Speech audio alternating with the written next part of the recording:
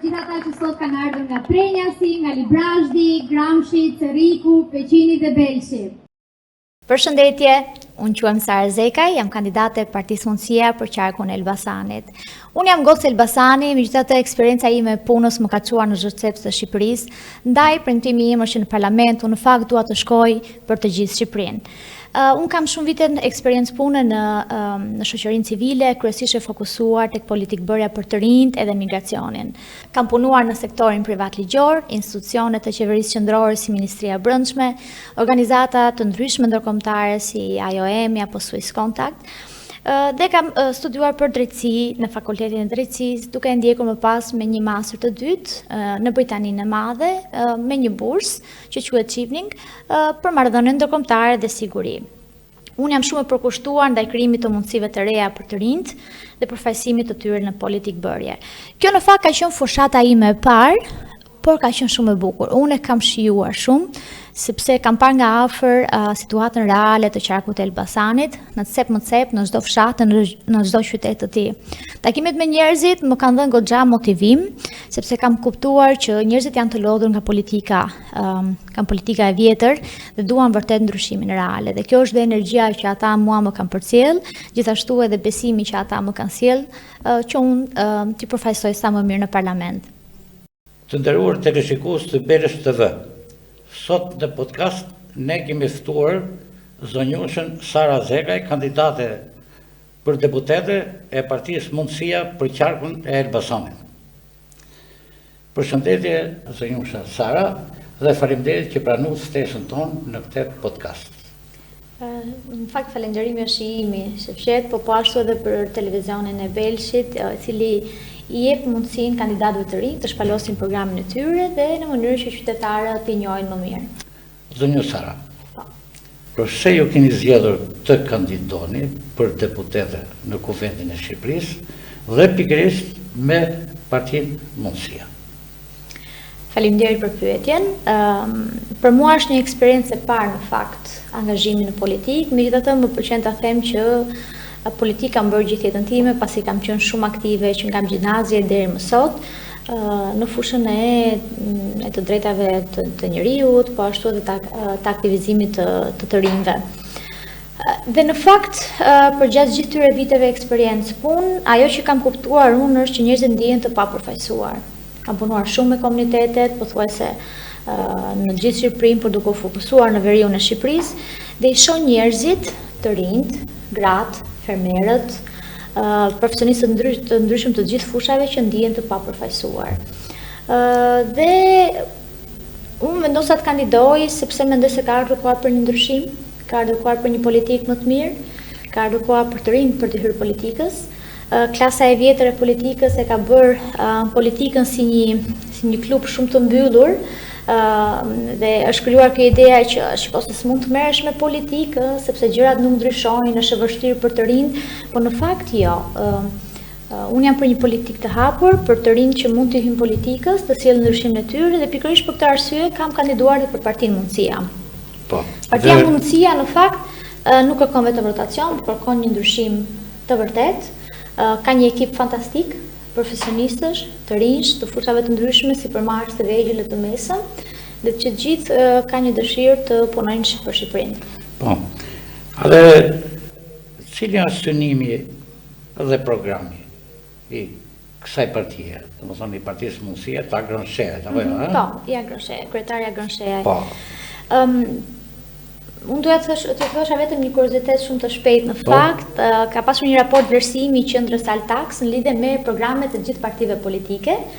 Shqipëria ka një buxhet diku ke 8.000 deri në 9 miliard euro dhe Partia Mundësia ka një program për 59 pikash dhe është i vetmi program politik nga të gjithë që është 82% i realizueshëm. Pra ka përqindje më të lartë të realizimit nga të gjithë partitë politike, sepse është një program politik i bazuar në gjëra konkrete. Është shumë i fokusuar tek pjesa e ekonomisë dhe sipërmarrjes, sepse ne mendojmë, duke qenë një parti e krahut të djathtë të qendrës, japim shumë fokusin individit dhe sipërmarrjes së lirë, ndaj është i fokusuar tek ulja taksave, vendosja taksës së shesh për të gjithë bizneset, ndihmes për bizneset në 3 vitet e para të tyre, duke qenë se është dhe pjesa më e vështirë për t'i dhënë një boost ekonomisë. Megjithatë, unë jam një vajzë e re, kështu që unë fokusin e kam tek rinia, duke qenë se dhe 5 vitet e fundit unë kam punuar me projekte për rinin, për parandalimin e emigracionit pa rregull të rinjve. Ndaj dhe kjo është pjesa që unë jam fokusuar më shumë për t'ja në bisedat e mia me qytetarët dhe mos me të rinjt. Dhe ky program konsiston në disa pika shumë të thjeshta në fakt, por që janë shumë praktike. E para është mbështetje për bizneset që punësojnë të rinjt nëpërmjet lehtësirave fiskale. Pra nëse ti je një biznes dhe kërkon të punësosh të rinjt, atëherë shteti, qeveria të ndihmon ty nëpërmjet subvencioneve dhe programeve të trajnimit. Subvencione për profesionet e lira dhe startupet, pra një sistem i thjesht, transparent për të inkurajuar ide të reja dhe teknologji të reja. Gjithashtu edhe praktikë pune të paguar për studentët, kjo do të shërbejë si një urë lidhse midis pjesës teorike akademike që të rinjt marrin në shkollë dhe në fakt realitetit të tregut të punës. Dhe një tjetër pikë shumë e rëndësishme në fakt është kreditë të buta për biznes, po dhe për banesë për të rinj në 30 vjeç. Në aspektin e bujqësisë, çfarë keni parashikuar për fermat dhe për fermerët? Po, si fillim, në lidhje me, ne të gjithë jemi të njohur me skandalin në fakt të fondeve IPARD, të cilat në 2023 u njoftuan nga Bashkimi Evropian, të cilat do të ndërpriten për shkak të dyshimeve për korrupsion që ka pasur nga ana e institucioneve AZBR-s dhe Ministrisë së Bujqësisë. Ndaj ne një pikë të parë që kemi në programin ton është transparencë për fondet e mëdha që vijnë nga Bashkimi Evropian për të ndihmuar bujqësinë. Pra një transparencë totale, ku sa lek vijnë, ku shkojnë këto lek, ku shimet të lek, pa që të shkojë direkt fermerëve të thjeshtë dhe jo grupeve të ngushta të interesit që janë të qeverisë. Pikë tjetër shumë e rëndësishme është subvencione për fermerët të cilët duan të rinovojnë makineritë e tyre, një zetor, një traktor, të marrin pajisje të reja në mënyrë që t'i ndihmojnë në rritjen e rendimentit të prodhimit të tyre. Gjithashtu pikë tjetër shumë e rëndësishme është lehtësime edhe në fondet dhe në suportin që jep qeveria. Pra, nga takime që unë kam bërë me fermerët, thonë, po këto japin ca fonde, po ne si kuptojmë ato dokumentat, nuk e kuptojmë çfarë dokumente duhet të çosh, si duhet të plotësohen. Pasi I plotësojmë këto, na thonë, po kaloj tani, u dogjet I këtë radhë. Pra, ne duam ta heqim shtetin si barr nga njerëzit dhe shteti të jetë vetëm ndihmë për njerëzit, heqjen e këtyre burokracive kaq të mëdha dhe lehtësimit të gjërave. Sa shpresa keni që të fitoni deputet ose vendin në Parlamentin Shqiptar? Ne në parlament, ne shikoj, ta mendosh, kur është nisur partia, mundësia, në qershorin e vitit kaluar është bërë themelimi I saj, kishte shumë dyshime.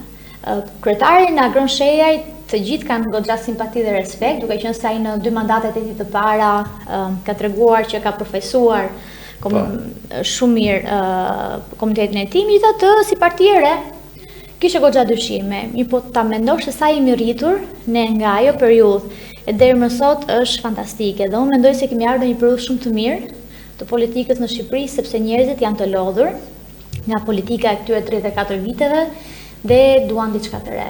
Dhe unë jam shumë e lumtur në fakt që ka disa alternativa politike të reja, disa parti të reja, dhe kjo është një mundësi shumë e mirë për Shqipërinë.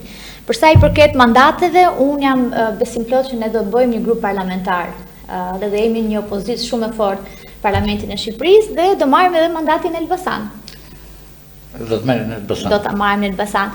E them këtë sepse unë tashmë në këto kaq muaj fushat kam qenë derë më derë, biznes më biznes, kam takuar njerëzit, dhe kanë vërtet një dëshirë shumë të madhe për ndryshim, edhe njerëzit tashmë janë të lodhur dhe thonë, unë dua ta marrim partitë e reja. Por më tepër, pastaj kanë simpatin edhe për kryetarin, por më tepër edhe njerëzit që mua njohin, sidomos në pjesën e Elbasanit që është qyteti im, njerëzit e dinë që unë jam ngritur gradualisht në karrierë, në profesion, nuk jam katapultuar nga politika, nuk vi nga politika po nga pushteti, po gjithçka ja kam dalë me punë. Ndaj është fiksi slogani i Partisë Mundësia, për një Shqipëri ku ja del më fund. Mrena kësaj pyetje, nëse ju keni dieni, keni informacion që këto partitë e reja përse nuk kanë bërë koalicion para zgjedhorëve? Përse nuk kanë bërë koalicion? Sepse ne shohim vizioni ynë politik nuk është afatshkurtër vetëm për këtë zgjedhje, vetëm për të ardhur në pushtet, është shumë afaqgjatë. Ato në programe kanë njëjtin synim, kanë synim ndryshimin. Po gjithsesi ka një ndryshim në fakt edhe në ideologjin politike. Kemi lëvizjen Bashkë që është goxha e majtë, ndërkohë ne jemi të qendrës së djathtë. Kështu që ka dhe ndryshime në ideologji dhe mendoj kjo ka qenë një arsye pse nuk janë bërë bashkë.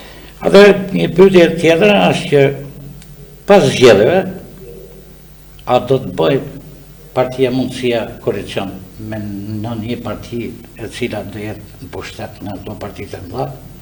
Unë mendoj se jo. Në fakt, ne kemi besimin se jo. Mendoj se jo apo jo? Jo.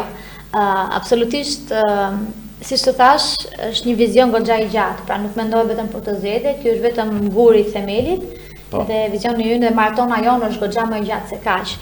Kështu që ne e dim që nuk është e lehtë të vish në pushtet, për momentin jemi partia e tretë në Shqipëri, ndaj duam që të sipas sondazheve të kompanive shumë besuara të huaja, sondazheve që ne bëjmë vetë.